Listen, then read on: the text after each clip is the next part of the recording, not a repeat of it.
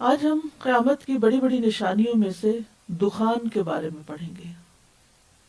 یہ چوتھی بڑی نشانی ہے دخان۔ دخان کا مطلب ہوتا ہے دھواں۔ اس لفظ کے اوپر ایک سورت کا نام بھی ہے الدخان۔ سو انتظار کرو جس دن آسمان ظاہر دھواں لائے گا، واضح دھواں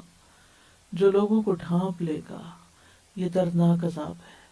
تھوڑی سی بھی پولوشن زیادہ ہو جائے تو سانس لینا مشکل ہو جاتا ہے، بہت سی بیماریاں پیدا ہو جاتی ہیں۔ تو آپ سوچئے کہ جب آسمان پہ دھواں ہی دھواں ہوگا تو زمین والوں کی حالت کیا ہوگی۔ لغت میں دخان اس چیز کو کہتے ہیں جو ایندھن جلاتے ہوئے اوپر کو اٹھتی ہے، اور وہ دھواں جس کا اس آیت میں ذکر کیا گیا ہے اس کی ہیئت اور اس کے واقع ہونے کے زمانے میں اختلاف کیا گیا ہے۔ ایک قول یہ ہے کہ اس سے وہ قحط سالی اور سختی مراد ہے جو قریش کو پیش آئی تھی جب انہوں نے نبی صلی اللہ علیہ وسلم کی بات کا انکار کیا تو آپ نے ان کو بد دعا دی، تو ان کا حال ایسے ہو گیا کہ جب وہ آسمان کی طرف دیکھتے تو انہیں لگتا کہ دھواں چھایا ہوا ہے، یعنی کوئی بادل نہیں، بارش نہیں، کوئی رحمت والی ہوائیں نہیں، بلکہ ہر طرف ایک سخت قسم کا منظر ہے۔ اور ایک دوسرا قول یہ ہے کہ اس سے مراد قیامت کے قریب کا دھواں ہے، اور یہ دھواں ان نشانیوں میں سے ہے جو ابھی آئی نہیں اور ان کا انتظار کیا جا رہا ہے، بلکہ قیامت کے قائم ہونے کے قریب واقع ہوں گی۔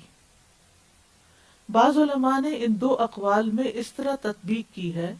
کہ یہ دو نشانیاں ہیں، ان میں سے ایک کا ظہور ہو چکا ہے اور ایک باقی ہے جس کا ظہور آخری زمانے میں ہوگا،